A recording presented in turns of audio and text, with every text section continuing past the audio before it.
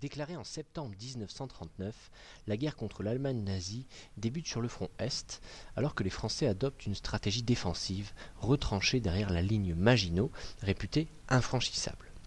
Peu de combats, quelques rares escarmouches. C'est ce qu'on appelle alors la drôle de guerre.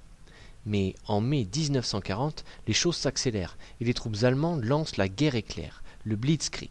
En supériorité numérique et mécanique, elles enfoncent les lignes françaises. En un mois, la moitié nord de la France est envahie par les troupes du Reich. Paris est livré sans combat.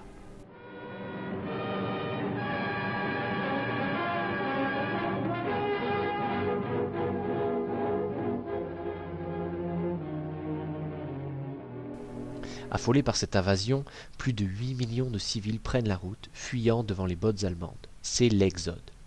Ayant quitté Paris occupé et replié à Bordeaux, le gouvernement français se divise alors sur la conduite à tenir. Poursuivre le combat bien mal entamé au risque de connaître une hécatombe, ou abdiquer et limiter les pertes. Le maréchal Pétain, héros de Verdun et sauveur de la France, alors appelé au gouvernement, devient président du Conseil, c'est-à-dire chef du gouvernement. Nous sommes le 17 juin 1940. Son idée, arrêter les combats et demander la signature de l'armistice. Je me suis adressé cette nuit à l'adversaire pour lui demander s'il est prêt à rechercher avec moi, entre soldats, après la lutte et dans l'honneur, les moyens de mettre un terme aux hostilités. Que tous les Français se groupent autour du gouvernement que je préside pendant ces heures, pendant ces dures épreuves, et fassent taire leur angoisse pour n'obéir qu'à leur foi dans le dessein de la patrie.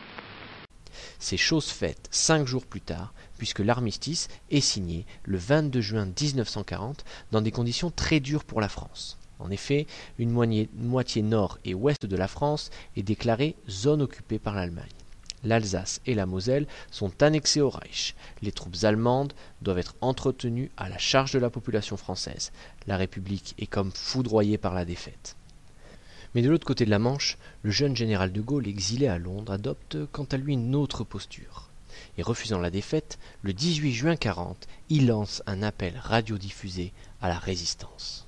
J'invite les chefs, les soldats, les marins, les aviateurs des forces françaises de terre, de mer, de l'air, où qu'ils se trouvent actuellement, à se mettre en rapport avec moi. J'invite tous les Français qui veulent rester libres à m'écouter et à me suivre. Vive la France, libre, dans l'honneur et dans l'indépendance.